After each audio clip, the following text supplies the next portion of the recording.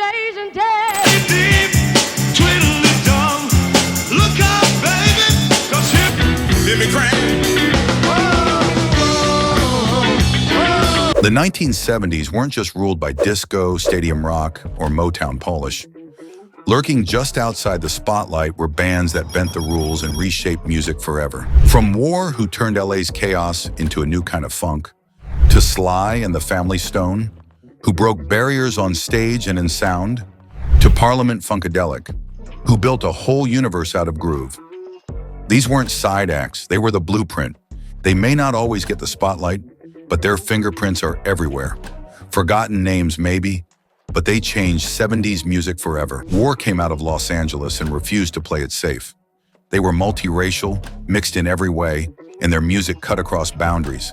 Funk carried the rhythm, Latin gave it swing, jazz and rock added sharp edges, and soul tied it all together. The sound was raw, layered, and impossible to box in. They delivered songs that stuck to the streets and the charts alike. Some tracks carried the easy cool of a weekend drive. Others spoke to life in the city with all its weight and beauty. Their music wasn't just entertainment, it was reflection, joy, and protest all at once. Even after the spotlight shifted, the beats didn't fade. Hip-hop's rise pulled heavily from their catalog, with DJs and rappers sampling their grooves for decades. War made it clear that blending worlds wasn't just an experiment. It was a blueprint that kept shaping music long after they left the stage.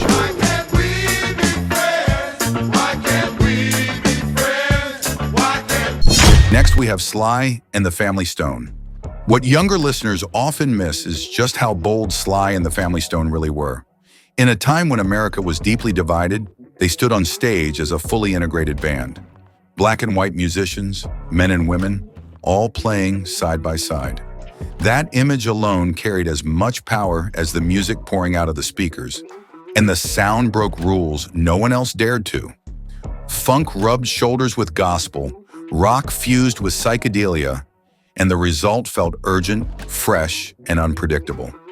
Songs like Everyday People and Dance to the Music didn't just land on the charts.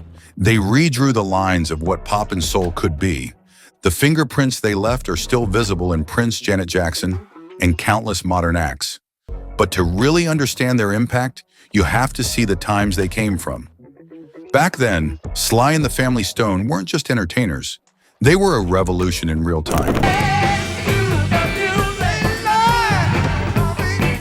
Next, we have Parliament-funkadelic. What often gets lost is how massive Parliament-funkadelic's vision really was. They weren't just laying down grooves for funkheads. They built an entire world around the music. George Clinton imagined something cosmic with larger-than-life costumes, spaceships on stage, and a sense that funk itself could bend reality. The idea went further than sound. They pictured a future where Black creativity shaped the universe, where every beat carried both freedom and rebellion. Songs like Flashlight and Give Up the Funk turned into the soundtrack of that world, bigger than the charts and louder than the culture around them. And that blueprint never left. From G-Funk's West Coast bounce to Outkast's fearless weirdness to Kendrick Lamar's layered storytelling, traces of P-Funk kept showing up. What Clinton and his crew built wasn't just a band, it was a whole dimension of music that others are still pulling from.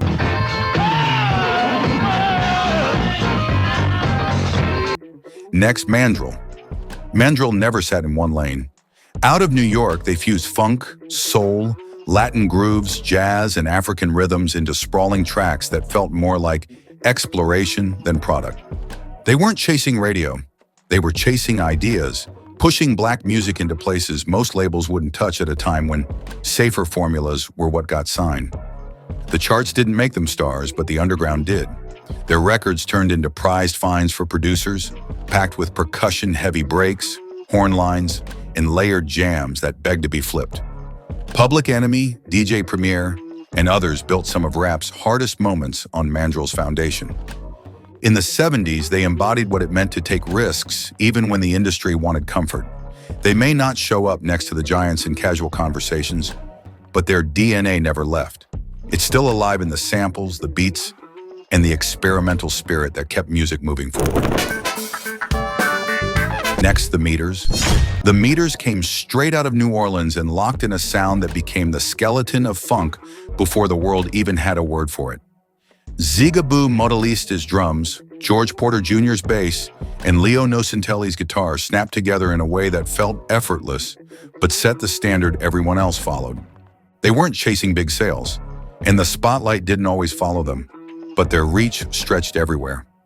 Rock legends like the Rolling Stones and Dr. John pulled from their playbook, while musicians treated their records like textbooks on how groove really worked.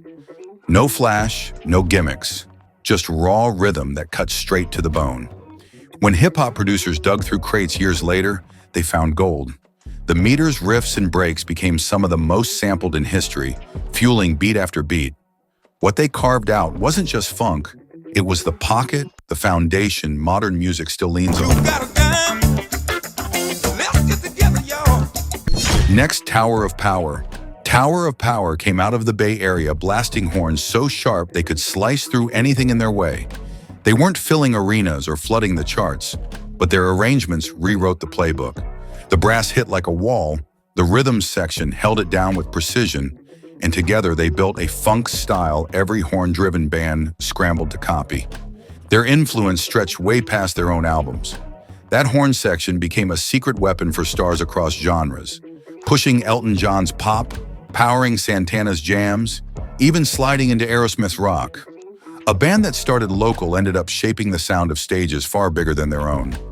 They never lived in the spotlight, but their fingerprints are impossible to miss. Tower of Power left their mark in every tight horn riff, every R&B backbone, and every act that borrowed their Bay Area fire but never quite captured the original spark.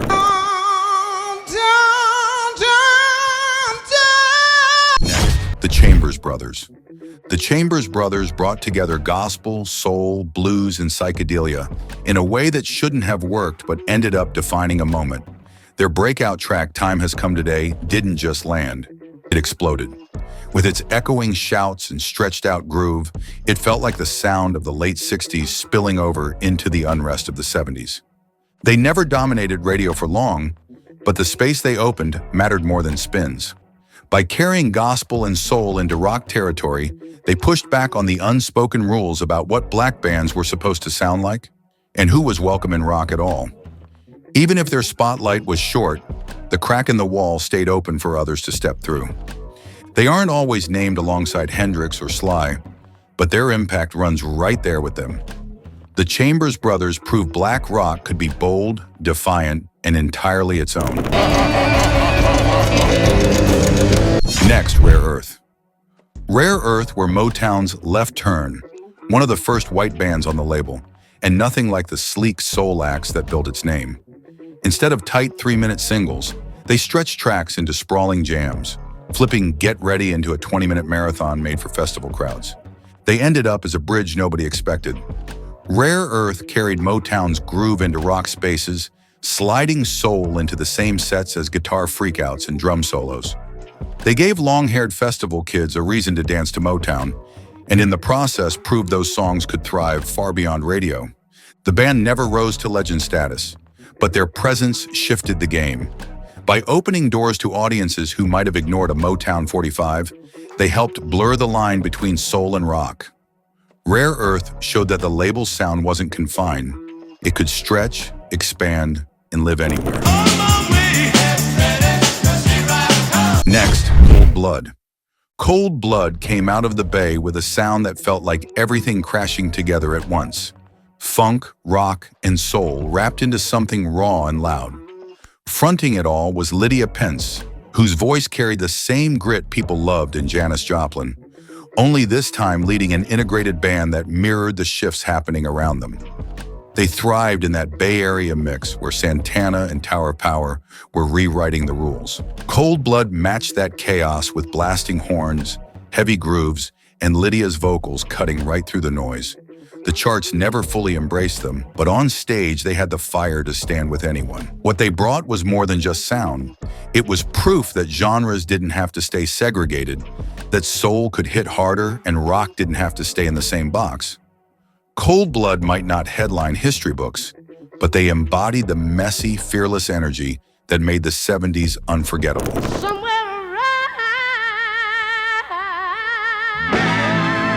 And lastly for today, Black Murda. Black Murda came out of Detroit sounding like nothing the industry knew how to handle. A black band diving headfirst into psychedelic rock, layering it with funk grit on lyrics that spoke to survival, racism, and war. At a time when most labels wanted black musicians packaged neatly as R&B or soul, they carved out their own lane in rock and refused to move. The records didn't sell huge, but that was never the point. What they delivered carried more weight than numbers. Their fuzzed-out guitars and heavy grooves landed closer to Hendrix's Rebellion than Motown's Polish, and the stance they took made them one of the first bands many considered truly black rock. They didn't get the spotlight history gave others, but the spark they lit still burns.